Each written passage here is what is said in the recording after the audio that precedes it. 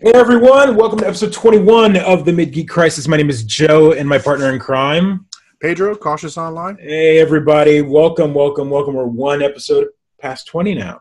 Yeah, 21 episodes, very exciting. We can drink this episode, right? Yeah, it's old enough to drink. Old enough to drink. Very right. Oh, look at you. You drinking all the time. All the time. Let's pour one. Let's pour one out. Happy 21. Happy 21. Woohoo, 21. And we're 2 episodes before PAX, so we've got this one that's going to be recorded, and then we're going to record one more before PAX. Oh no, are we going to be able to record one for PAX? We're going to record one at PAX. Oh, and you're going to have to. I got it. While we, all right, yeah.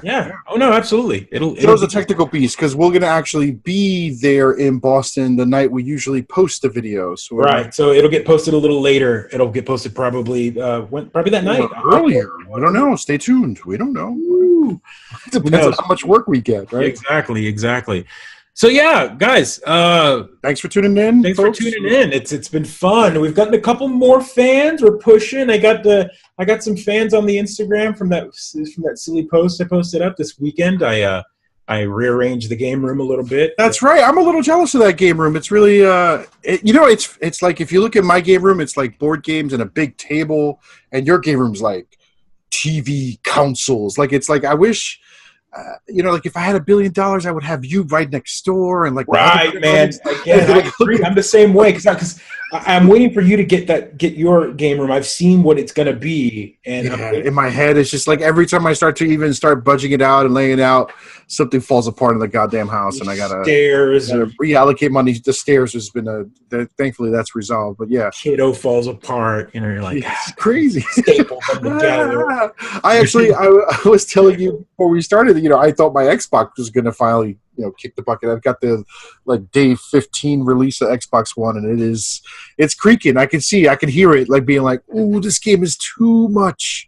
It might be just like we told our friend Go Astronaut that it might not be the Xbox. The failure point on that model, the original one, isn't the actual system. It's a rock solid system. It's the power supply. Power supply, right? You can get that on Amazon. They're like these giant beasts of power supplies with a fan inside of them. Yep. And so you have to actually go in there and clean that fan occasionally, because if not, once it goes out, it overheats and it dies. You know what? That's on the list of things I need to do. Grab one of those can of airs and blow out that big old power. It's a power. Cans of airs are, they're not good for the environment, right? Those cans of air, those are bad. You gotta go just like you did with the Nintendo back in the day.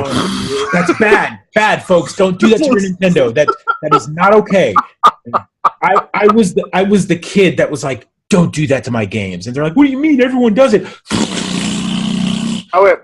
And then I took the Q-tip. Yeah, no, Q-tip and alcohol. That's how you did it. I was the kid that had my bag of Q-tips and a bottle of alcohol next to my Nintendo. How many of those Nintendo games do you still have today? At least 40. At least of my original ones, at least 40, give or take. Nice. Yeah. So, guys, what are we going to talk about today? I'm going to start it off with a pretty interesting kind of on brand. Oh, that's right. Things we talk about. If you want to kind of talk about what we normally talk about, the on-brand story or the reoccurring story has been how we've seen the future in our Swami ways. Woo. Our third eye, right? Our third eye, open the third eye. Only for gaming news, though. Only for gaming news. Yeah, we're woke. We're on the pulse. So woke about this gaming stuff that people doubted us. I've got some friends that are just like, don't report. You just like, those aren't facts. Opinions don't equal facts. And I'm like, bro, I'm like batting 1,000 right now. So only in the ones we talk about again, though. Yeah. The rest of our predictions that are wrong, they were because a timeline shifted. We were right, and then the timeline changed. Oh, dude, totally the worst. We woke up and totally timeline changed. Different timeline. And we're like, oh no, we're not getting what we predicted. Yeah. So this is the streaming PC on the Xbox. Is that what we're right? So we've been talking. I mean, obviously, if you have been paying attention to anything, you've been seeing this constant. It's not even. I'm not even. Would you say stream of updates? Stream of updates. Yeah, I don't want to call it innovation. It's that's not correct. That's not the proper term. It's not innovative in any way. Steam has been doing this for a while. I think the best way to put it is, Microsoft is doing something that they should have done a long time ago. Mm-hmm. They're not really competing with Sony as much anymore. People say like, "Oh, Sony's number one. They've sold more. Like numbers match. Whatever. They're number one." I'm like, yeah, but Sony lost last generation, and the only reason everyone didn't jump on the Xbox One bandwagon day one was price, haters, Connect, and power. Right, so like the PlayStation 4 was more powerful, right? Day one, sure. Xbox made really bad choices at E3 that like really segregated, their fan base. And then when it launched, they packaged it with that $150 Connect that made everything so more useless. expensive. So useless, except for talking to it, which is the best thing about it, I think. Just saying, hey, turn on my TV. It like never works for me. Anytime it like listens to me, it's like I'm in the middle of a game and I didn't want it to listen to me. Like this deal, it's like, how can I help you? I'm like, fucking turn on, trying to play a game. Get that menu out of my way. But Microsoft was like, we messed up, and they went back to the drawing board and they started adding features. And do you think? All right, so do you think in the boardrooms they're like, oh my, we messed up, or do you think they were like, how do we make a lateral move? We can't beat PlayStation on gamers. Sales. They can't beat them on sales. They're too caught. Like everyone thinks gamers power is important, right? So the PlayStation 4 just won that field, and Xbox wasn't ready to compete on that field. So they were like, how do we laterally move? How do we make our system the system that provides more than just gaming? And I think that's where they went. They were like, maybe what services can we sell on a routine basis that they're going to be down with? Look, I think the Xbox mentality here was the Apple model, man. They went two phases. One, at the very beginning, minus all of these mistakes that they made, they were pushing that whole Xbox Entertainment Network. I don't know if you remember that original launch. They were like, Xbox TV, we're gonna get services and new and special content made only for Xbox, and all of that was canned. Yep. They threw it all away. It's expensive to do, but that's what they wanted. They figured they wanted the Xbox to be like the center of your entertainment center. Yeah, but think about the environment now, right? They were ahead of the curve, but they weren't willing to invest, right? If they had invested a lot more money, they would have seen a better return. Because even Apple's like, well, how do we create a streaming service like Amazon and right? So everyone wants to do that now. And we've talked about this. Xbox wants to be your video game streaming service. But that's why not connect all your systems? Right? But that's separate, right? So at this point, streaming wasn't there yet. PlayStation 4 had the stream button, and you could stream with your camera, and that was innovative already. Xbox didn't have that day one. Streaming wasn't as popular. Wasn't as smooth? You could do it off the Kinect, though, right? I mean, the camera would watch you when you can play in the corner. I know it wasn't smooth, but they had... You had some bits. You can record clips and put them up, and they hadn't bought Mixer yet, and then they bought Mixer, and then they had the built-in Mixer streaming. But I guess what So wait, here's... I have a memory of my Xbox One's operating system. Not operating system, but I had Twitch, and it was right there, and when I hit the stream button, it would do Twitch. Now when I hit the stream button, it goes straight to Mixer. Right, so they just pulled Twitch out, right? Is that Twitch out? Right. So yeah. Twitch pulled. I think it wasn't Microsoft, but I think Twitch pulled, and I don't know. All I know is you can't stream directly from your Xbox to Twitch. Mm-hmm. You can stream using a third-party device, but yeah. The mentality here was they went. I'm laughing because my wife came in and brought me a delicious fresh muffin from the oven, and she's trying to stay out of the camera shot. So she's just disembodied hand. One of the joys of being part of a family is we get to bake muffins in the middle of the night. It's the best. Long story short on this is Xbox took. You're right. They took a lateral step, and a good step. I mean, I think it's great. I think that boardroom meeting, like you're saying, they weren't about what can we throw in to add more value. They were like, look, we have been the service that was dominating online before the PSN. Mm-hmm. PlayStation Network on PlayStation 3 was bad. The chat was bad. It got hacked. Remember, it was down for like 4 months or 3 months or something like that after the holidays. 1 year. I remember big problems after the holidays. Yeah, there was a big problem with the holidays. They got hacked. They took it down, and they brought it back up eventually. It was just a mess. Xbox had the 360 and Xbox Live. People complained. That they didn't want to pay. It's ancient history, but this has to matter because they had that huge fan base, massive fan base, and they lost a big chunk of it as soon as PlayStation 4 because PlayStation 4 followed the Xbox 360 rulebook. They literally took that user manual, that play-by-play, and went, "This is what we're going to do." And they relaunched PSN. They started giving away free games on for Plus, for Plus, they were doing all these things, and so people jumped ship. So then Xbox went, well, what do we do? So then they started providing games with gold. They were giving you games just like a PlayStation. And then the big one, Xbox Game Pass is new now. So now backwards compatibility. They just sort of compatibility. They gave you direct copies, all the copies of these 360 games that you already had on your shelf or you purchased online. Boom, you got them. The thing that everyone thought couldn't be done. They full. As a matter of fact, they even enhanced some of those games. I mean, then they gave original Xbox. I knew it could be done. I never bought the hype that they couldn't do it. I knew they could do it. They didn't have the courage. I knew it. I was like, it's a computer. Just play it like a computer. What's going on here? And you're all like, blah, blah, blah, hardware, blah, blah, blah. No, I knew they could do it. And now I've got a streaming app that I can run PC games and play them on my Xbox. Like, come on. This is not rocket science. Right. And eventually, I'm going to be doing word processing on my Xbox. That's what's going to happen. We're just going to come full loop. So the main prediction here that we've constantly said is Xbox is not a hardware company anymore. Mm-hmm. They are selling you the Xbox software. Yep. And Xbox will become a service in some way, shape, or form. And we're gonna see it on the Switch very soon. It's happening. As a matter of fact, they launched on iOS now, so you can now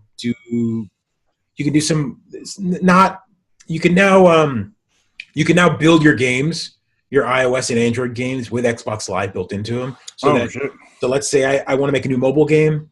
I can then tie it to Xbox, which means you can log in, which means that you can then get achievements through a mobile game. That's exciting. Which you can already do with Minecraft. If you're playing Minecraft on an iPad and you're logged in with the Xbox Live account, you get the Xbox Chivos. You get the Chivos. The Chivo will pop up. Like my kids. You can't double up on your Chivos because I doubled up on my Minecraft Chivos. I got the 360 Chivos and the Xbox One Chivos. You can. 2,000 points. Yeah. You're a Chivo. That's that slimy Chivo hunting. Slimy Chivo. Nothing will ever be as amazing and as dirty as the time I gave you 1,000 points when I gave you my copy of Avatar. We don't talk about that. We're not going to talk about that. Come on. We got to talk about it. 1,000 points. 1,000 points. That like 18 minutes. Not even. Wasn't it like you just hit a button over and over again and it gave you the 1,000? Well, I had to walk to my house. Oh, that's right. Get everything, set it up, and do it.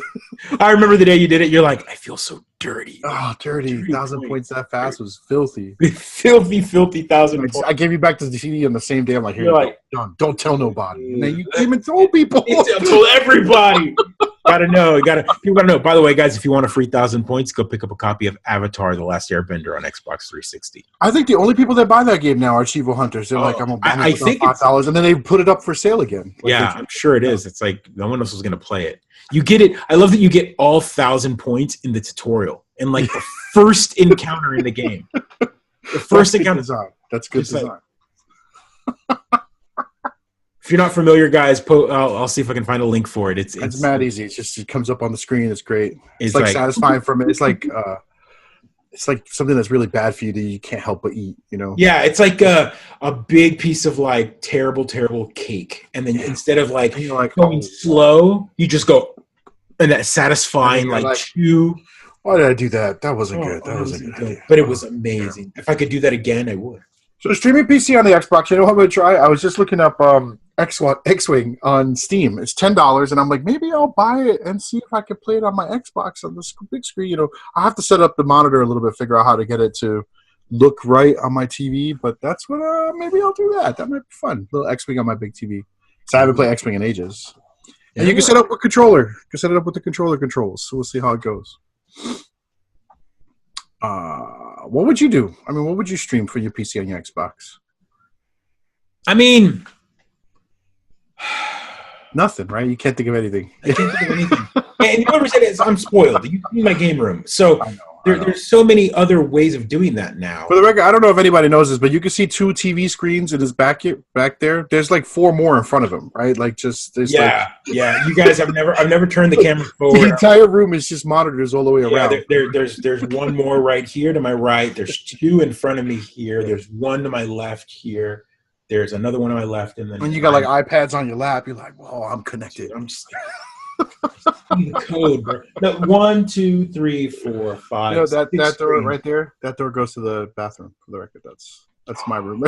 That door right there. Can you open the door with Civ 6? While you're playing? I don't think the cable on my keyboard reaches. Gotta get you a wireless keyboard. Take that, Germans! I got you now. I got the bomb right. Got the bomb right here. We've stooped to that level, guys. Poop joke. Woo! Why not? 21. Come on, we're dads. Poop jokes are hilarious. Hilarious. Well, at least my kids think so. Also hilarious, the screaming of people who bought Halo on the Xbox and not getting it on the PC. Bravo. I don't think I'm mad. I'm not mad at all. I bought it. I have the physical copy of the Master Chief Collection, and that brings us to our next part. Is the Master Chief Collection that, by the way, they announced. They announced it it was confirmed at South by Southwest that it will come to PC. It'll come to Steam, which is kind of a big deal. It's not just an Xbox like store game. It's coming to Steam, which is phenomenal, but it will not be. So wait, I'm not like a huge PC person. I buy all my stuff through Steam anyway. I mean, all my stuff, Civilization 6, right? I haven't really bought much else. But why does it matter what marketplace it's in? So is it because it's connected to Chivos, your people, your friends, more people playing on Steam? No, it had to do a lot with DRM. Oh, all right. Management. They figured, hey, with the Xbox, we can kind of start pushing our own store. The Xbox, they call it the Win 10 stores. What it's called? The Windows 10 Xbox. Back when they thought Windows 10 was a good name. Yeah. They're not executables. They're not like the code. Let's say you download the game off Steam. Mm-hmm. And you download the same game on the Windows Store. The Windows Store is kind of packaged weird. It's like an app. It's not like all right, like all their other stupid things. And because it's an app, it doesn't touch like I don't know the best way to put it. It doesn't work as dynamically. So a good example is there are some games that launched on the Xbox One Windows 10 store and Steam. If you play both of them on the same hardware, the Xbox One version runs slower. That's because they're watching you. Right. It's got all sorts of like bad code. It doesn't get patched as fast. There's just reasons for it. So people don't like buying the games on it. For some games, it's all right. Like a good example is Guacamelee. Like Guacamelee 2 is a fantastic game, but there's not much patching going on when it comes to it. It's a smaller game. And if you buy the Xbox digital copy, you get it on PC as well through that store. Just fine. But a big beefy game like I don't know, Halo Master Chief Collection. Halo Master Chief Collection, because it's so many games, it doesn't run well. Good. So I'm glad they put it on the Steam there for the folks that want to buy it again and play it with their PC friends. Right. That's going to be huge. That's going to change the tournament scene. Oh yeah. Well, I'm excited because I really loved Halo 3 Online. Halo 3 Online was one of my favorites, and to get that. I feel like we talked about this. I'm not the biggest Halo. Hey, we talked about it earlier. We talked earlier this week or whatever. We talked about the chat saying that you're not a big Halo guy. I was a big fan of Red versus Blue, the online skit. Sure, yeah. Video. What was it? What do we call that nowadays? What was that? Like just funny videos? No, it was a web series. It was a web series. That's it. That's what they called it. It was a web series, and they had episode once a week, and it had seasons. Do they still do seasons anymore? I don't know. I'll be honest with you. I haven't kept up with the Rooster Teeth stuff, but that was 10,000 years ago, back in 2003, 2013. When the heck was this? Whatever. It doesn't matter. It was early because I was like when you were like you didn't Halo 2. I was Halo 1, Halo 1, Halo 2, Halo 3. The makers of. So that was like 2003, 2004. I was like, man, I was working and PC gaming. I didn't really follow Halo all that much. So yeah. Yeah, Halo definitely was that decisive, like, I'm a first person shooter player, but I'm a console player. What? Yeah, Gonna teabag you. yeah. I like that's the connotation you get. I thought that it was funny because it wasn't really an emote. Like, there wasn't like a dance. Now everyone's like, buy my free dance or buy my dance on Fortnite. Let me robot on your body, to insult you. Now that game, all you could do was crouch. My brother likes doing there's the make it rain. My brother does the make it rain for everybody. So Halo didn't have all that. There was no emotes, no booyah, no like any type of. So best thing people did was walk over your body and go. Everybody knows what teabag is, dude. Right. Everybody knows. But it's so funny, Halo, which we have to thank. Because of Halo, but I find it hilarious that it was a non-emote. There was no emote to it. I think crouching. I think you'll find that you'll design a game, you'll put it out there, and once online communities start to interact, they're going to find ways outside of the game design to interact. To draw a penis. Well, that too. But I remember reading news stories way back when you remember Club Penguin, that little kid game. People would figure out ways to curse in that game or to create adult content with inside, because they're jackimals and they were like, I've got a challenge now, right? So they would do this. They would do these with these stupid little penguins just because they were like, how far can I push this? So people find ways to create content, and I like the idea. And here's where I could thank you, Halo, where they were like, oh man, this teabagging thing. Why don't we make emotes inside our game? It was sort of like, why don't we give players the opportunity to express themselves in the game? And then you got the other. Now you've got $3.99 in emote. You got $3.99. or you got to buy a loot box at the chance of getting a emote. Right. I find it funny that no matter what, there's always a way to draw a penis in a game. Did we talk about this in the show, or just between you and me? We knew when technology was there, when the texture memory was far enough advanced that you could draw the full penis in bullet holes. I think we mentioned this in the show. Without a bullet hole. Shoot it all out. Shoot it all the way out, and then you're like, I got it. And no, it's disappeared. I've got to draw it smaller. That's bullet holes. You're like, one day I'll be able to draw this entire wall to be a giant penis. And now you can make a trail in the snow with your horse. This is Red Dead, right? Is that Red Dead that did that? It's Red Dead. Red Dead did that. I remember back in the day where World of Warcraft, where you died, and when you died, you left your body, and then people would do with their skeletons. They'd leave a trail of their dead bodies and draw a giant penis in the auction house. Magnificent. Beautiful. Beautiful. Thank you, gamers, for forever being creative in creating penises in our video games. Thank you. Thank you. Rated R for mature content. Club Penguin. Club Penguin. That game just died, just recently? I think it was I want to say a year or two ago, because I remember the sad penguin faces. Yeah, but I find it, I don't know how long it lasted, but it was, let's see, I want to see the dates. 2005 to 2017. That's a pretty good run. Mm-hmm. That's a pretty good run for a online Adobe Flash game. All those kids that play Club Penguin are dancing in Fortnite now. Oh yeah. As mid-20-year-olds. It's where they all learn how to be terrible people to each other, because they couldn't actually use words in Club Penguin. Now they're just Fortniting each other all over the place. Oh man! Or whatever, Apex Legending each other, I guess, is the hotness. Yeah. I guess I didn't talk about that, or I didn't put it in our notes, but just FYI, season 1 is launching of Apex Legend. They're nice. I know I saw the article or the headline about a new character being teased or hinted at, a new character already. I'm like, holy cow, that's So they're going to follow the Overwatch slash Fortnite scenario, where it's going to be seasons like Fortnite, but that's how you'll get your new characters, is they'll announce them probably within a season. So. It's a good method. Then you can buy your battle pass, get your game on. Yeah. Compete online. Don't bother me when I'm playing Division 2. That's what it's all about. It's all about, yeah. So we won't be talking about Division 2 until after PAX East. The only thing I want to say is that I've heard nothing but good news about it from my friends who own it. They love it. A lot of talk about the end game, which is interesting. I think the designers of Division 1 really learned, and from what I'm reading online, that, you know, like, you got to start with the end game and work your way back, because really that's where everyone's going to spend the time. That's where you're going to retain your players. And I think, weirdly, like, BioWare didn't figure it out. I think Anthem, their end game just was terrible, so they're trying to fix it on the fly, and it's not getting there. And, of course, Fallout 76 was a complete disaster. A total disaster. I read a news article from a few days ago where they're like, there's some booze quest or whatever, and people are like, oh, I'm playing the game again. They played it, and then they beat that quest, and then they're like, okay, I'm done. Oh, my God.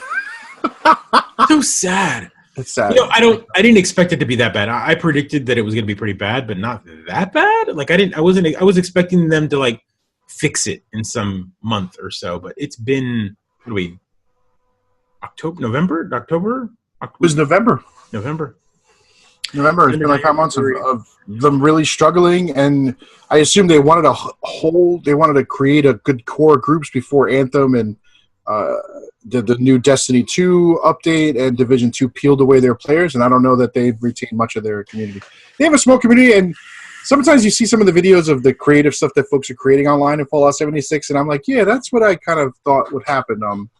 I don't know if you saw the sort of article on someone built a maze and then released their pet Deathclaw inside the maze. And then they would invite people that they met in the area, of course, in Fallout 76, in there, and was like, try to survive the maze, right? And the thing is that, like, Fallout 76 has all these rules in place that if you can't have the creature attack the person, right? So until you shoot, right? Because it's all reduced damage. So if I shoot you and you don't want a PvP and you never shoot me back, there's no problem. But if you shoot someone's pet, they're going to come at you with full damage. So people would, like, panic and shoot the Deathclaw. But if they didn't shoot the Deathclaw, it wouldn't rage. It wouldn't aggro. So they would shoot this Deathclaw in a panic, not realizing it was the player's pet, and the pet would just rip apart their players. And that's kind of funny. That's like the dystopian future that Fallout 76 should be.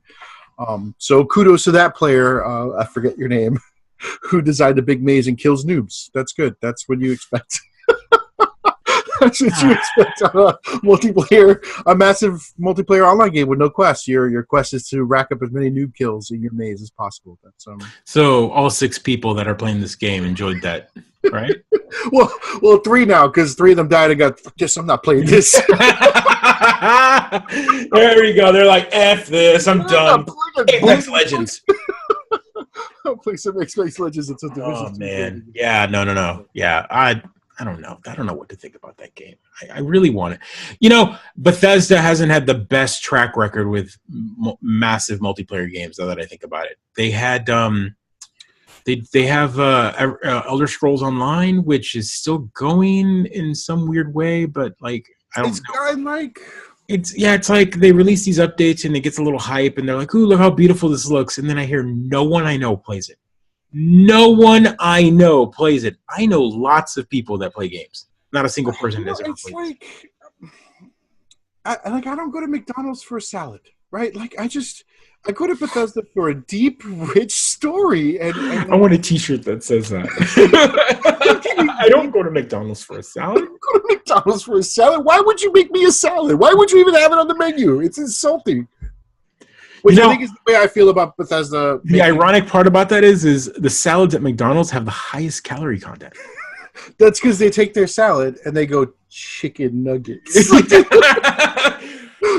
The chicken nuggets are also one of the lowest calorie things. Here's what I imagine. Depending on how many you eat, though. I imagine the, like, chefs at McDonald's being like, this is terrible.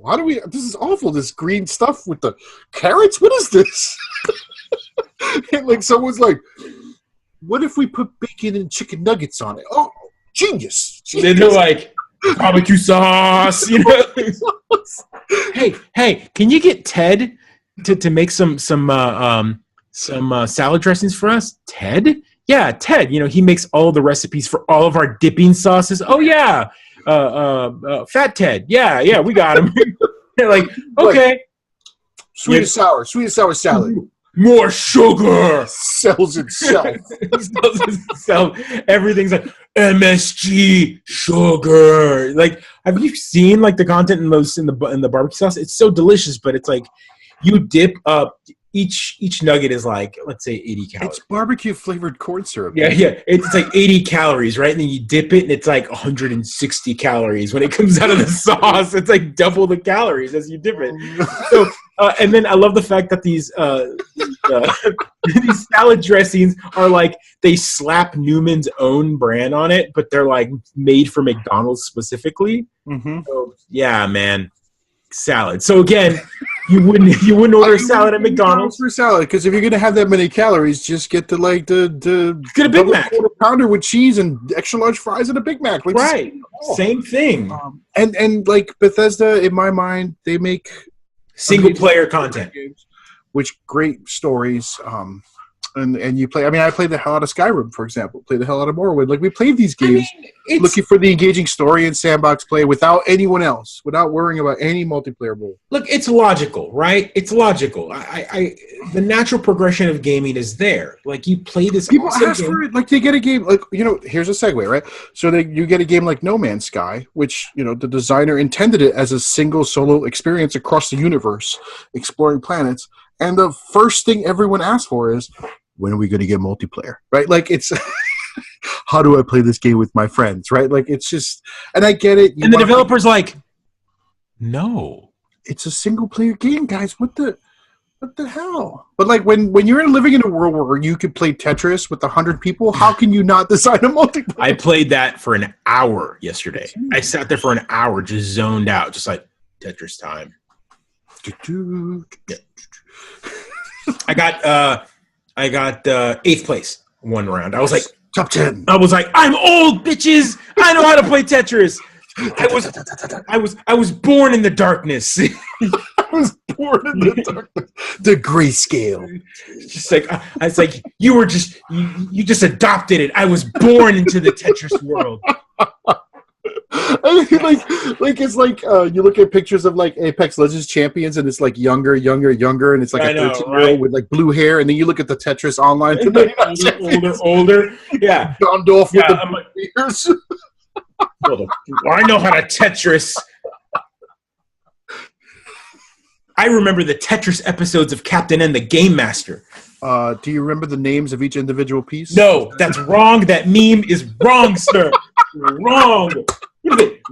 Smashy? What did they call that? The Ford. I was like, what is this? Who wrote this?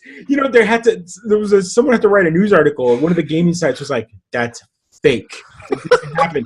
They even had to put up like scans of original like all the Tengen version and the Nintendo version of Tetris. It's the greatest video game hoax that I just so desperately want to believe. It's so great.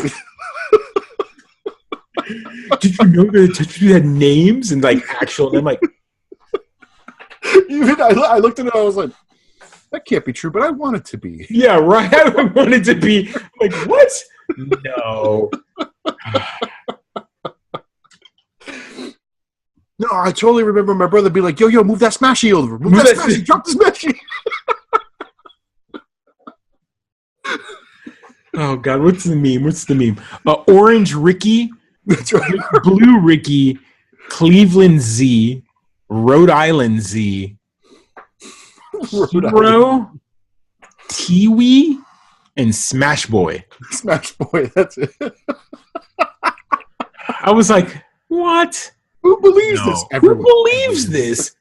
I'm like, no, sir, that is wrong. I don't know. As soon as I was like, it's the kind of alternative facts I wish the internet gave us more of, and less of the other garbage that they put out there. I will give you some amazing facts.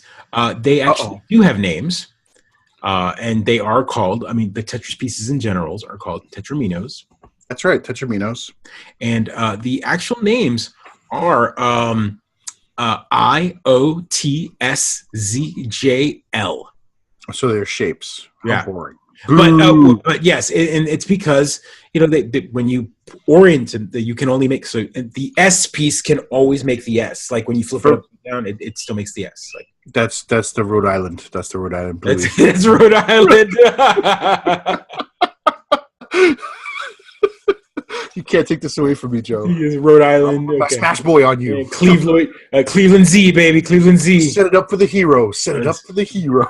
I will admit though, calling the line the hero is definitely correct. The thing is, it's just perfect enough. Yeah, it's just perfect enough of a meme. We talked about the No Man's Sky Beyond for a second when we were talking about multiplayer. So no, but yeah, I'm excited for that. Let's get some multiplayer games on. Look, you know what? This is a game where the trickle has been just slow enough, if not almost non-existent, that it doesn't matter. They could ruin the game with this patch. No Man's Sky. Well, what I'm saying is they could change the game enough where, as long as you could still keep the version of the game that's going on now, by adding this and then like turn on this multiplayer online, whatever, and ruin it, that it won't damage the original core game. You see what I'm saying? Like the game already good. Adding multiplayer would just be like gilding the lily at this point. And they've already, it's not, how you say, it's not compulsory multiplayer. You can opt out. I mean, you can literally just turn off the option to have people join your game, and it's the solo experience you want from a game like that. I don't know. I feel like it's. I don't know much about the Beyond. There was just a teaser and a little bit of news about it. The guy blah blah blah about multiplayer experiences and A 30-second teaser for the word Beyond to show up. For the word Beyond, like, come on, give me something.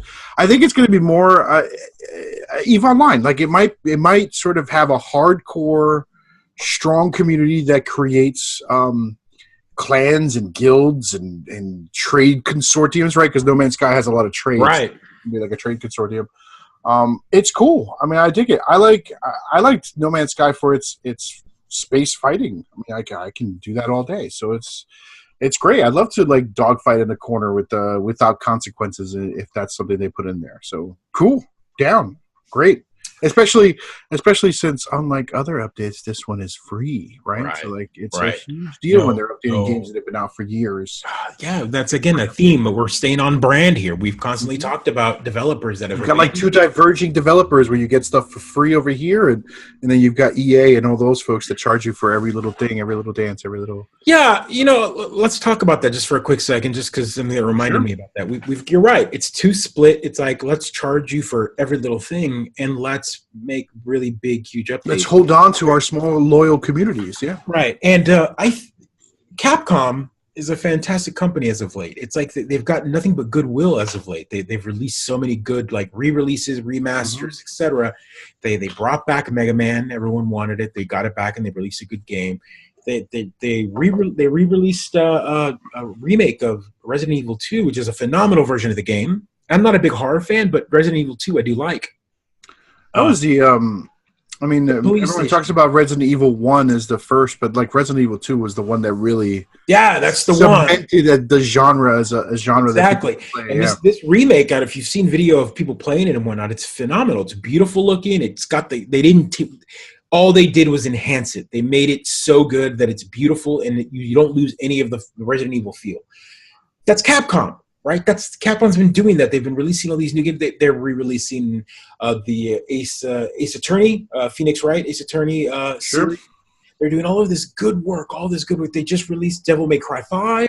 I mean, it's getting good reviews. Capcom's like this huge. They just have this enormous game. Yeah, they're bigger than they've been for many years. And then we're going to talk about the big elephant in the room. And that is Street Fighter 5. It was okay. No, it's phenomenal game-wise, but it sucks owning it. They charge you for everything. It's not like the Dead or Alive model where every little tiny thing is charged. They charge you for everything. And they tell you that all of it's for free if you play enough. Like you can get fight money in-game and buy all the same stuff, but it's no different than playing Fortnite and thinking you can buy every skin patch just by playing the game. Welcome to gaming your entire life. Yeah, you can't. You either have to be very good, or dump $3.99 per skin, and it's ridiculous. Like I don't understand where they can think Street Fighter 5 has a good enough fight engine that people want to watch it at Evo. Like it's a good fighting game, but you're not releasing. So they'll release like season packs for like costumes so you'll get all the new characters, but then all the skins are nickel and dimed. Yeah. All the levels. A good example. Here's what you do, though, Joe. Don't buy the skins. I'm not. But not you, but I mean, like, to everyone. Like, I love my Ryu. Do I need to have him in Ryu gray, Ryu white, Ryu? It's not even colors, man. The colors are fine. They give you that kind of stuff for free. It's like really specifically good looking skins. They're milking every little thing. Like good looking skins. They released a whole Mega Man series where they just like put all these characters dressed up as Mega Man characters, and it's silly, but you're like, oh, those are cool looking. But they charge you like, I'm gonna kick your ass with a Mega Man character. Like right. Woodman? Could you like play with Wood Guy? Yeah, you got one character. You got like Zangief dressed up as Airman. You know, the one with the big fan in his chest. Like it's so good. Like it's so silly and good. I'm not gonna lie. I kind of right. That's exactly it. See, I said it. You were like, oh, that's great. But they're like, that pack is money. They just released a whole new level. This is why I brought it up, because you reminded me that we've got these good developers that are releasing all this content, and then you've got Capcom doing all this good stuff, but then like their cornerstone, their giant foundational game, they're like nickel and dime them. What? I wonder if it's like there's got to be a business decision there, right? Like they're going to sell Ace Attorney to a select group, a small group that are willing to buy it over and over again, while like Street Fighter players, like that's their bread and butter, right? When I think about Capcom, I think about Mega Man and Street Fighter. I don't think about, I mean, like, every time someone's like Resident Evil's Capcom, I'm like, oh, that's right. That is Capcom. Like, I totally forget. And I should remember because I played them all up to like 5 or 6. But I don't. I mean, I remember the very first one. Mm-hmm. That one blew minds. It was great. So, yeah. And so the Capcom's funny. They're doing both models. That's very... They are. And it's almost like which is going to play up, but they're damaging a good... Like, if this was another... If they decided to do this with like some mobile game or like a version of like, here's Beautiful Joe, mobile. We're going to nickel and dime you for skins or whatever. Okay, I get it. Capcom, you're going to do it for like some mobile game. We're going to do it for some other game. Sure. Or you're going to do it for Monster Hunter World. There's a Monster Hunter World. It's a big game. You're playing online. There's always content. You're creating. You got to have the best spiky hair. So then, boom, nickel and dime you for that. Fine, whatever. But you can still play the game.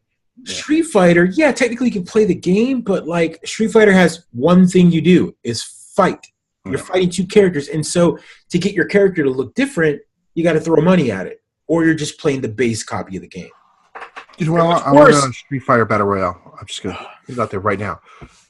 50 matches all happening, and then like every time somebody wins, they drop into someone else's. Boom, boom, boom, boom, boom, to get to the one. That'd be dope. That'd be dope. That would be. It would be. It would be. Why don't they have it? Yeah, everything's Battle Royale now, but it wouldn't be Battle Royale, but like, why don't they have like built it? Like, I know there's tournaments in Street Fighter. I know there's like tournament modes, but like a nice like 100 feel where you can see the numbers dropping. You know, where you're like 48, 49 in the corner. Well, they could do the Tetris model. Yeah, that's what I mean. Like, so like all 100 matches going on at the same time, they fight, and as you win that match, you're attacking, I guess, special moves attack everyone else, kind of like Tetris, you know. Oh my god, that'd be crazy. Like everyone's playing Chun-Li.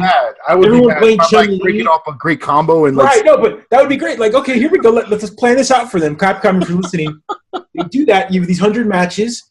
You have your 16 base characters of Street Fighter. Let's go. Let's not even do it with the new version. Let's do World Warrior. Since you're doing Tetris an old game, let's do World Warrior. 100 matches of Street Fighter 2. It's the 16 characters, but anyone who's playing the same character is helping each other. So if Ryu is all Ryu, all the Ryus, when they attack, if crazy. No, check it out. And then you can like altering the main game dynamic. No, you're not. You're still playing. So if I pick Ryu and you pick Chun-Li, I attack you, I damage you, it's affecting all the other Chun-Li players. Oh, come on. That's crazy. So then you would have like teams. You'd have brackets. And so whichever main character, and you'd balance it. The interesting thing is that you wind up someone trying to pick the character that no one else is picking, so you're not getting affected by other people's damage. You're like, right. But no. But then hear me out. The people that win get boosted, right? And so as you knock other players out, that the character standing gets stronger. By the end, there's going to be a bracket of the best Ryu player and the best Guile player. And so both of those have like a full bar, and there's just like this massive... Let's be honest, that would be the bracket every time. It'd be Ryu versus Guile every time. Every Ken and Ryu or Akuma or whatever. I mean, There we go. I planned it out. There you go, Capcom. I just like the idea of them all fighting it out in the corner. You're like fighting and winning. You know what? Trying to see is there a lot of Akumas? Is there a lot of Bisons? We'll make this easier. We'll make this easier, Pedro. Not even Street Fighter. Fine, we can save that for another time. Puzzle Fighter. Puzzle. You've already got. But it's not. It is and it isn't. I know you're right. Puzzle Fighter was like a lot of fun for Puzzle Fighter Battle Royale. Puzzle Fighter 99. Why haven't they done that? Capcom. There we go. Capcom, get on it. Come on, get on it. There you go. Now's the time to capitalize. Capcom on the Switch. Yeah. Come on. Yeah. All right, so we talked about spacefaring adventures with No Man's Sky. So we're going to touch on the one story here. Let's round it off here. News last week: Disney rehires James Gunn. Mm-hmm. All right. I mean, listen, I'm of two minds here, right? James Gunn wasn't in trouble. He wasn't some desperate guy out there who lost his job permanently and was never going to work again, right? They gave him. James Gunn got fired, and right away they picked him up to make a different comic book movie, right? So he was going to be okay, he handled his apology with grace, right? He did. I saw some article out there that was he fell on his sword, and he did it every time. Like he never. Even after he got fired, he never came back and was like, well, you know what? Fuck you guys. I don't care about you anymore. No, he let the community do that for him. Yeah. I mean, the community is the community. But he said some unfortunate things, and he came back stronger from it. I think learned from it and found himself in a place where he was like, yeah, you're right. I shouldn't have said it. I was dumb. I mean, I always forget that he's coming off of Tromaville, which is all about being offensive, right? So, there is a little bit of I mean, it's okay, right? I mean, it's fine. It's dramatically different from, say, who else has got sort of scandalous behavior that didn't apologize? It's dramatically different from Kevin Hart. So, he was found to have said some unfortunate things before the Oscars, and rather than actually apologize and say I've grown as a human being, he just doubled down on them and then said I'm not doing the Oscars, right? So, it's a very different behavior from James Gunn. So I don't know if either one of them is wrong, but we're not perfect. We're in an imperfect world, and we need to make compromises where we compromise. Right. What is the? I mean, we could talk about this sort of pop culture. I guess we could talk a little bit about pop culture, right? But R. Kelly, we should all feel bad listening to his music, right? We should. But some of us are still listening to his music, right? Because we can't, because some of his beats are nice. You got to listen to some of that stuff. So, I think you got to figure out how to. It's that division. That's a personal decision. You got to figure out how to navigate that. And James Gunn, unlike the other example, right, of R. Kelly, he actually came out and apologized. And theoretically, I haven't heard any other people come out of the woodwork to say he's a terrible person. He's learned. He seems like a good guy, and I'm excited for him to see what he does with Guardians of the Galaxy 3. Now, is it more of the same? Could we have used a different director in that seat? No. See, that's that fanboy It is. It is. I'm gonna look. I am a DC fan. I know, guys. Got DC, Superman. I'm the only guy with the Justice League poster up there. Yeah. Look, I'm a DC fan, but I will say James Gunn brought something to Marvel that Marvel was lacking, and they learned from it. And because of James Gunn, they changed. Go watch every movie. You think without James Gunn, we would have wound up with just Joss Whedon garbage over? I mean, that's a controversial statement. Sorry, Joss Whedon sort of rehashed over and over and over again movies. Is that what you mean? I don't know. Look. Go watch every Marvel movie before Guardians of the Galaxy, and tell me if you like any of that music. Then watch Guardians of the Galaxy, and yes, all the music was already pre-produced. It's big hits. It's 70s music. It's 80s music, etc., or late 70s. Yeah, it was nothing. But he took that music and he really made it the movies. Yeah, it's one of those. And you watch Thor Ragnarok, and boom, right there, music. Right there.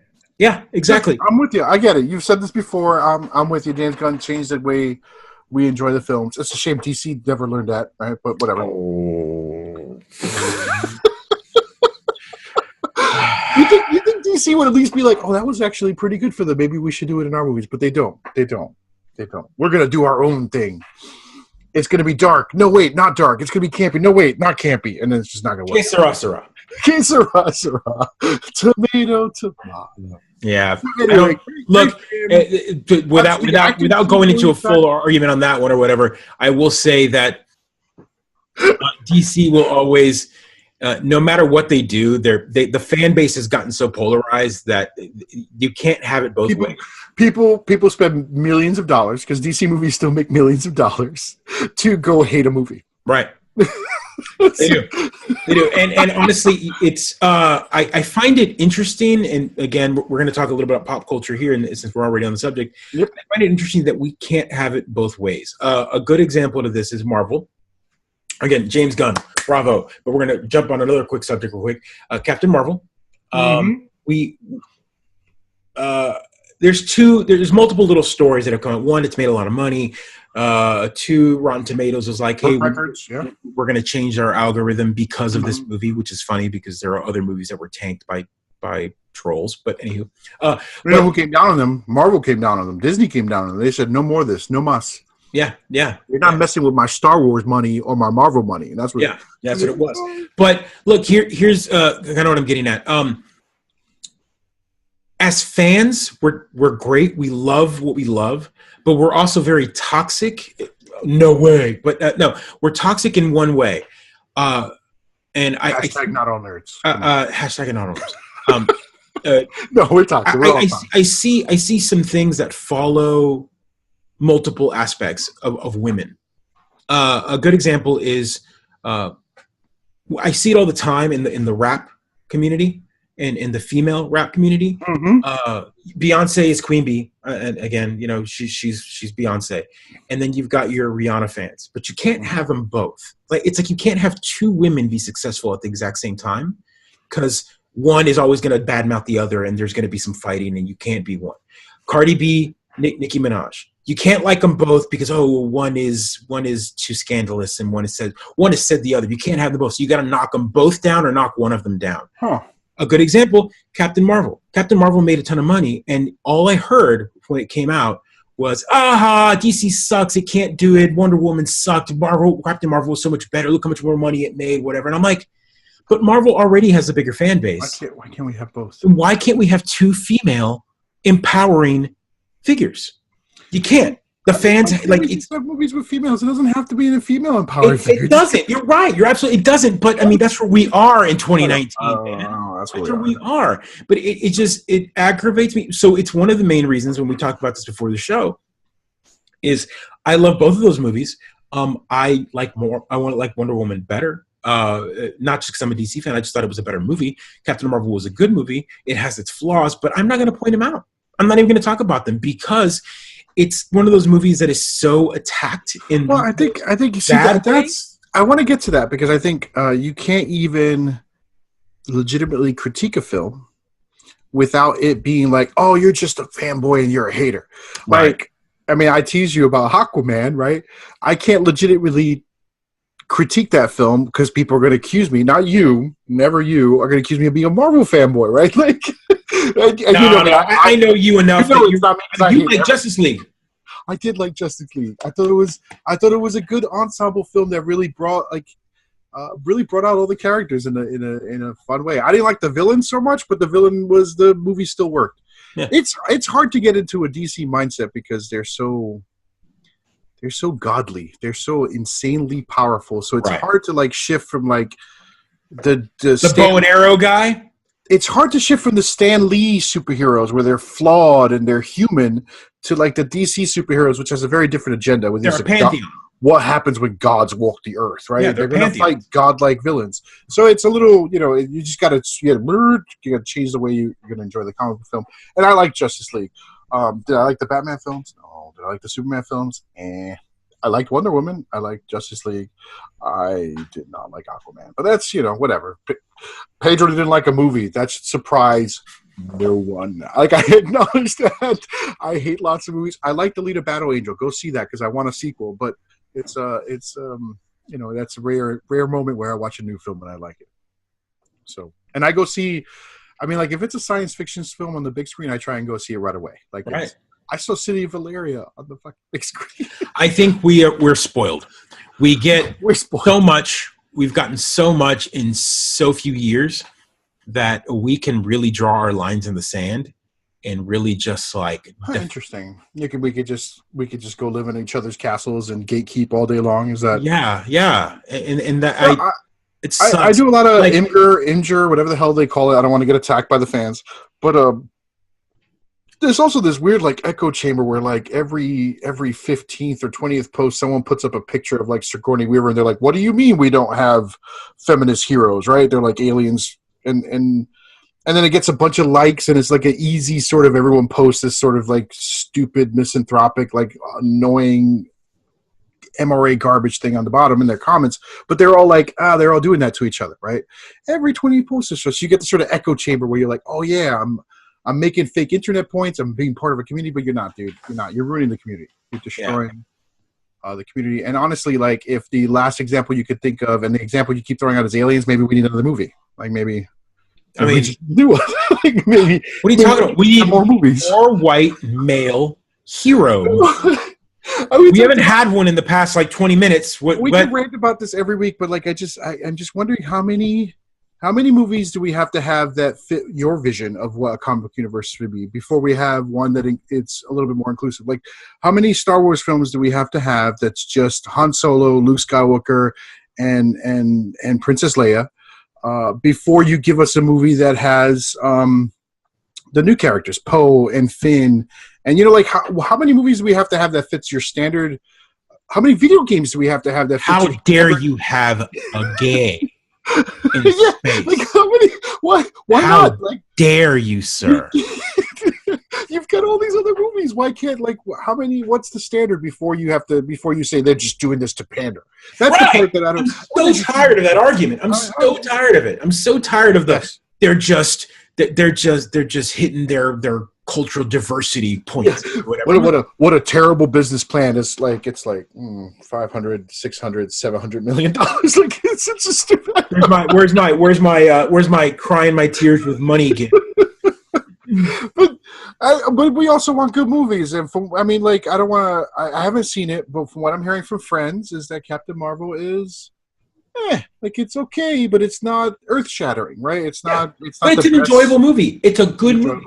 Yeah, it's a popcorn flick. It's got its problems. Yeah. But it's hard to talk about the problems without it turning into this sort of toxic.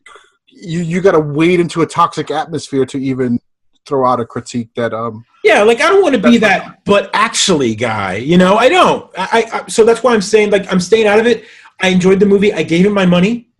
You did.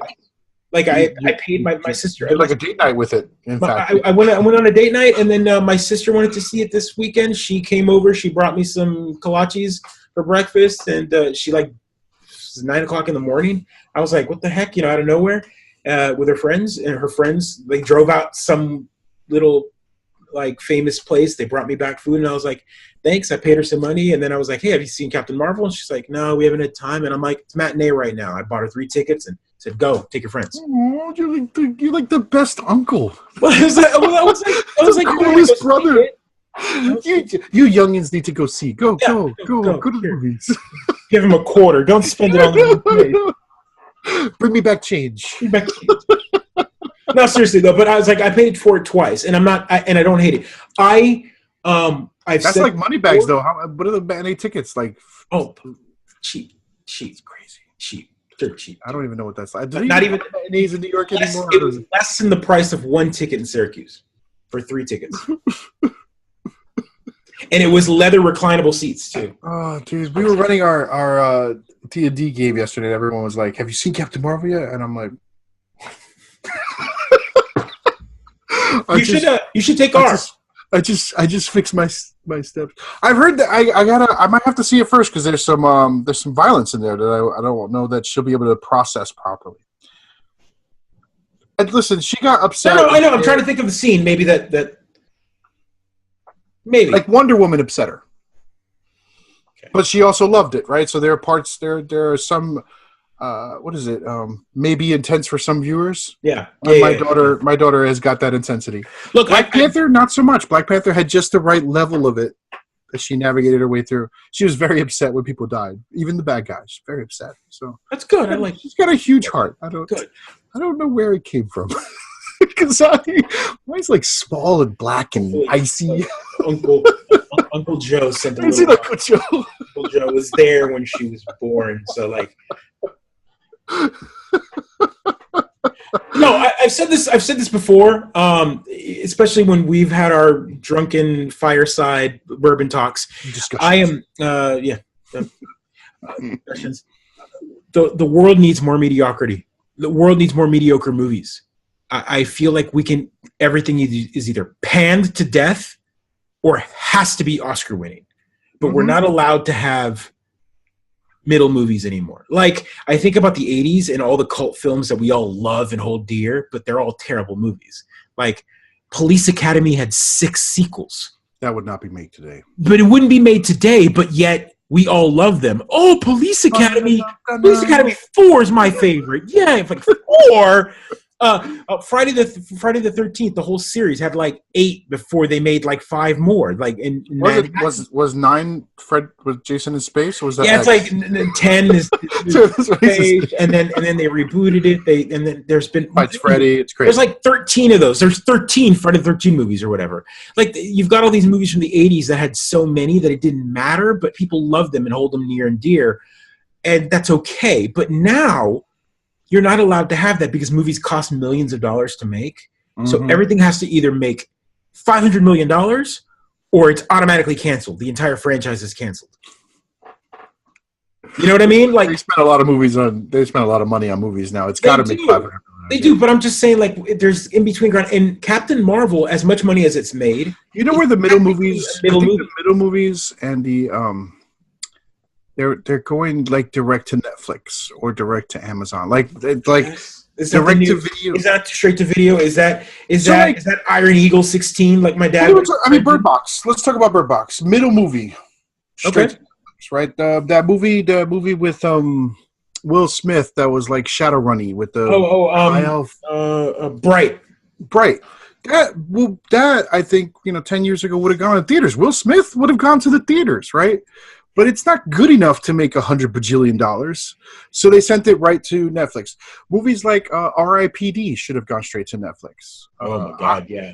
Right, like these movies that are totally middle. Right, but I don't want to subject. I think, and while I agree with you, I disagree in the sense that I don't need Netflix to be the place for straight to DVD, because then that's all we expect from Netflix. Well, we grew up in a time where straight to DVD was crap. Now streaming movies are actually good. This is what I'm saying. Yeah, I know. No, I get it. But like, here's like Roma, for example, was like nominated for a winner it won an Oscar. Best foreign, yeah. Yeah, but at the same time, it was nominated for Best Picture. Period. Like, but here's a movie, and it caused so much of an uproar that you've got people like Steven Spielberg petitioning the Academy for that to not happen again. It's not a movie because it's not on the movie screen. Right. They're like, it's not a movie, it's on the movie screen. But I'm like, I beg to differ.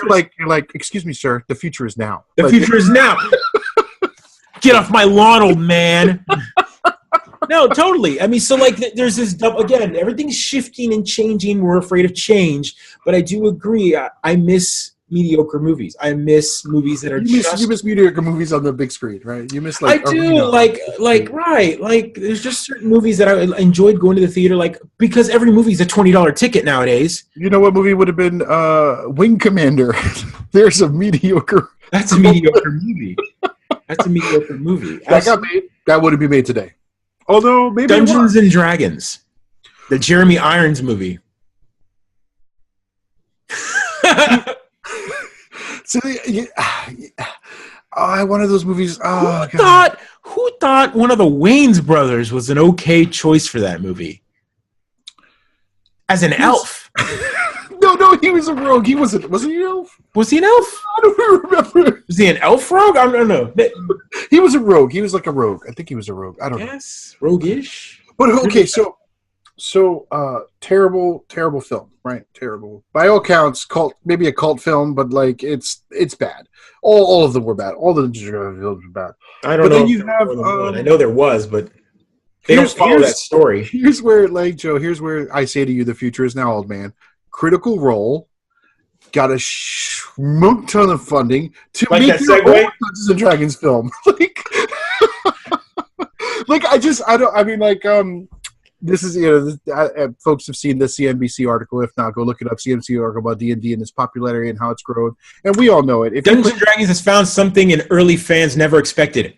Popularity. And we talk about this. We've talked about this. Take that condescending tone, CNBC, and jam it up you know what, okay? Because it's always been popular with my nerdy friends, all right? Like, I've been talking about D&D for 30-odd years now, so screw you. Making friends, lifelong friends playing D&D. Exactly. But they want to talk about, of course, like the only time people cover D&D is when it's making bank, right? So I get it. It's making tons of money, growing. Or if it's on an episode of freaking... it's on Stranger Things. It's everywhere. Yeah, no, but it's when it's on, or pop culturally, it's on an episode of what's that dumb show? Big Bang Theory. Let's not talk about Big Bang Theory. Nah, boo, Big Bang Theory. And you can, hey, if you want to talk about Big Bang Theory, come at us on Facebook. Come at us on Facebook. Please. Put it on YouTube. Let us know how you feel about Big Bang Theory and how it's awful, because then we can all high five each other and we can hate together as nerds should. So anyway, D&D is making a ton of money. Critical Role went out there, and as I understand the story, they tried to shop this show around, but they, as you shop shows around to studios want to make a shit ton of money, so they're going to try to change it. They're going to workshop it. They're going to make a camel out of your magnificent horse. So Critical Role went on their own, and they got a ton of money in the first hour, like $7.5 million, the most funded, blah, blah, blah. We could talk about what this means for the community for Dungeons & Dragons, because I have my own problems with Critical Role and its popularity. But, that I think is the way you're going to get your quality content, even your mediocre middle-of-the-road movies that are just directly made by creators. They don't have to go through studios and make a huge return on investment. I don't disagree. I agree with you 100%, but the big but in this particular argument is that it's no longer movies. It's the way studios can get their free, or not free, but their reality TV content now. Not just things like this, their weekly stream of their friend game, or their celebrity like stand-in for a particular episode, but things like esports, Twitch has whole lifestyle channels where I'm gonna knit on camera. Mm-hmm. Hey, I'm gonna take my mini and paint it. I'm going to mod my controller on camera. We talked about this. Creating content is the way we're all going to. Content is content, and so that's what people want to watch. We've talked about the fact that none of my friends or younger friends, 10-year plus younger friends, actually watch TV. They prefer to turn on the Twitch in the background, and they'll watch random stuff. I mean, you've done it before. We've talked about this before. We just rehash. What I've been doing lately? I've been watching Potato McWhiskey play Civilization 6. That's what I've been watching. You've been watching other people play the game that you already own, but I'm at work and I put it on my YouTube and I'm working. It's like calming and meditative. Where he's like, "Now I'm going to take on the Germans," and I'm like, "Yeah, forget those Germans. What are you doing? Oh, you're building commercial hubs? Yeah, bring out those districts." And, and he's got a very pleasant accent. Potato McWhiskey, you're great. I love it. If you ever catch my show, but it's a Civ 6 channel, and yeah, I listen to him play a game that I enjoy playing in my free time. Right. And I get the content directly made for you. I finally get the allure of this. I finally understand why people. It took a little bit. I remember talking to you about this a few years ago. Couldn't get my head around it. Like, I don't understand why would I think it's because whenever I tried it, I would dive into like the PewDiePie world, where I would try to get it straight into like. That's where we exist. Yeah, that's where we exist. We're not PewDiePie, but I'm not saying that we're also like NPR voice. Thank you for listening, guys. I rolled a 6 on this. It wasn't very good. That's very good. My players, they really killed my goblin. We're doing our best here. We're doing our best. Please subscribe and click the like button. Click subscribe. Yeah, but no, see, that's not us. I mean, we are a little more bombastic than that. But at the same time, I will say that we are toned down. We're not in it for the lulls. We're not running the memes. I haven't even kicked out. I'm in it for the lulls. Oh well, we're in it for our lulls, right? Yes. We're in it for highbrow lulls, sir. I don't even know. We just did a poop joke like 20 minutes ago. Like we're not. Come on. Reminded them. When I went and found content that's more my style, I figured out why this is appealing. PewDiePie is more of a comedic. I mean, there's a lot of comedic presences out there that I get why it might be funny to someone else, but it's not funny to me. So like, it just made me feel old. And now when I listen to Potato McWhiskey play, I'm you were watching MTV, when you needed to switch it to VH1. Well,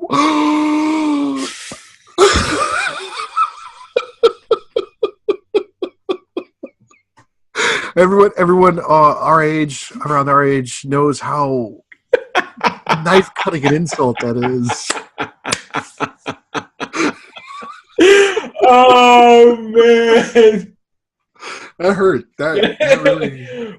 But hurt. Where's the lie? No lie. You're right. You're totally right. I was like, I'm lost, and this is too loud, and I totally found my VH1 station. It's like that. It's what is it? That episode of South Park where everyone's listening to dubstep, and they're like, "What's going on?" It's like,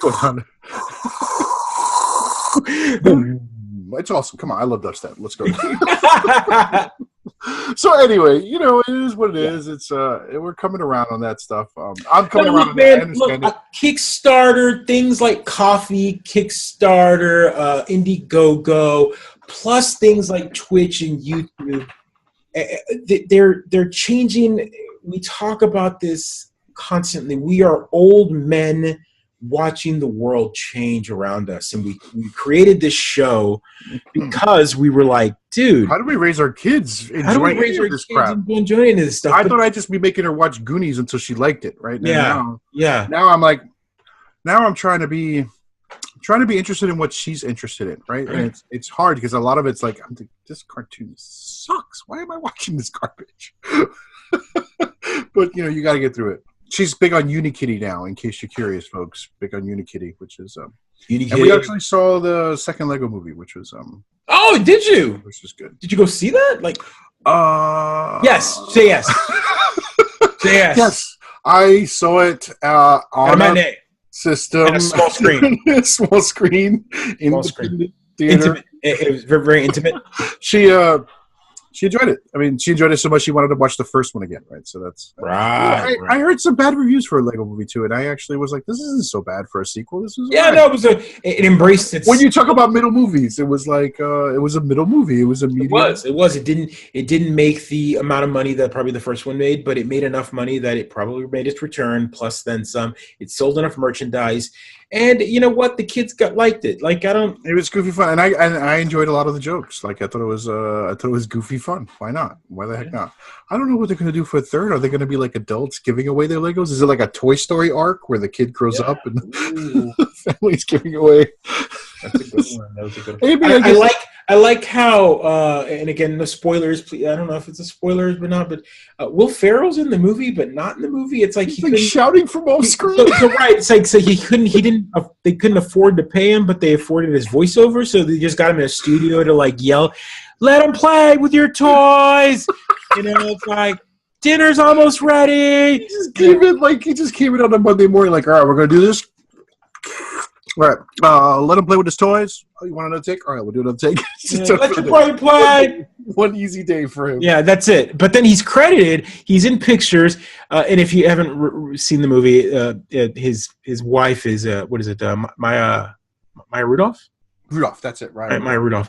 Maya Rudolph is the wife. It's the mom of that. And so we talk about how I want to be friends with Maya Rudolph so bad. Like, I want to just hang out with her and like just chill and like just enjoy her cracking jokes in her face. Like I like her a lot. Nothing untoward is what I'm saying here. I just want to chill with Maya Rudolph at like a party and like listen to her just like jam. Like that's all I want. That's all I want. Like she came on the screen and I was like, I love you. What are you doing? Yeah, her the other person, and this is probably unpopular. What is it? Unpopular penguin? No, what is it? Puffin.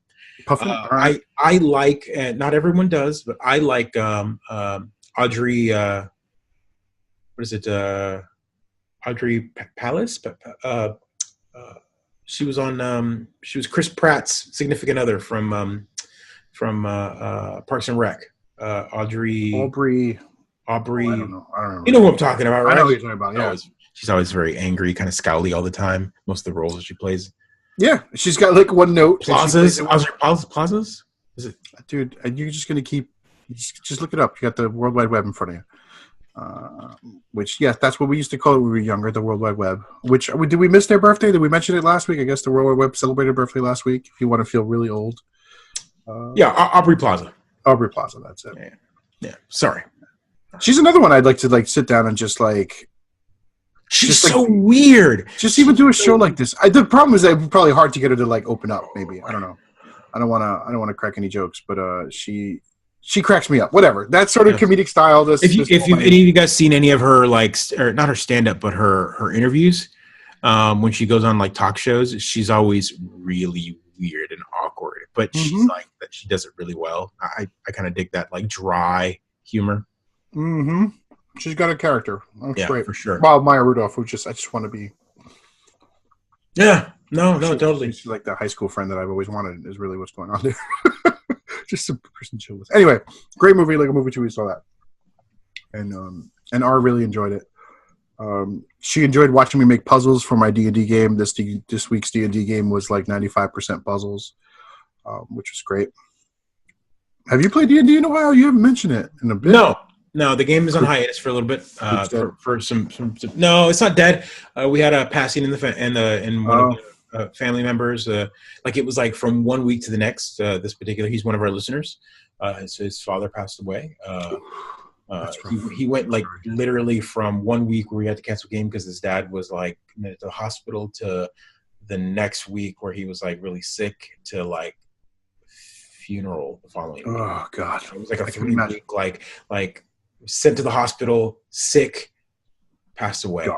Like that was gone. It was that quick. It was that quick. So it was bad. My thoughts go out to you. Yeah, you know who you are out there. Mm-hmm. But So I've put the game on hiatus for a little bit. I'm restructuring my brain for it. This group I love the group. I'm gonna attack it from a different angle coming back. Give them what they want. Packs. I've got a whole battle set for their final.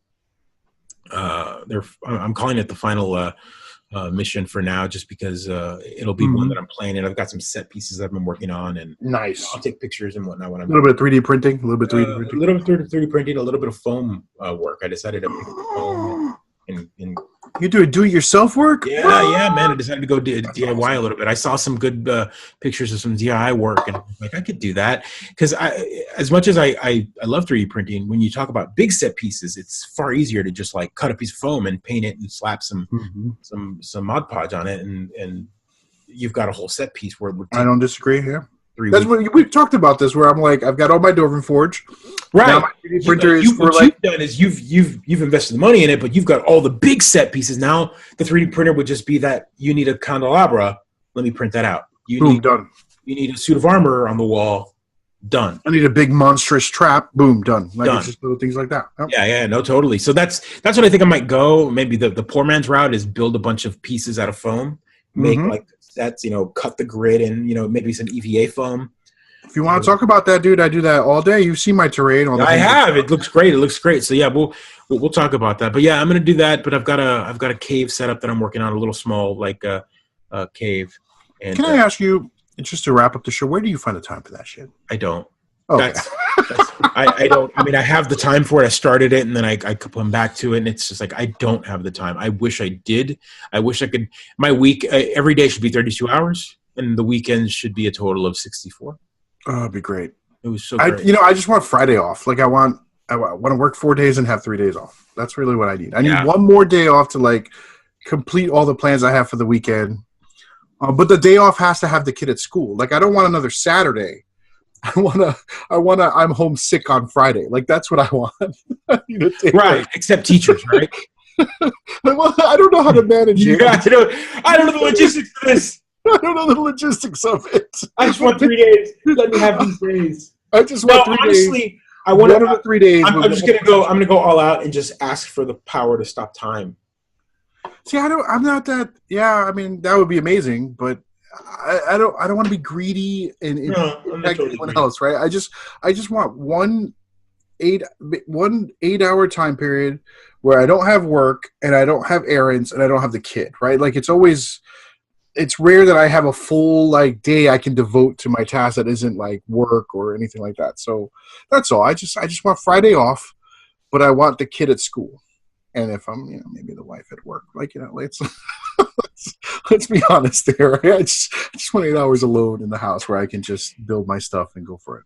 I think we're almost out of time. I think we there we go. Time frame, but I want to talk about one more small little thing real quick, just to Is it going to be small? Are you? It is going to be small because I want to on. talk about this next episode a little bit, but just it reminded me.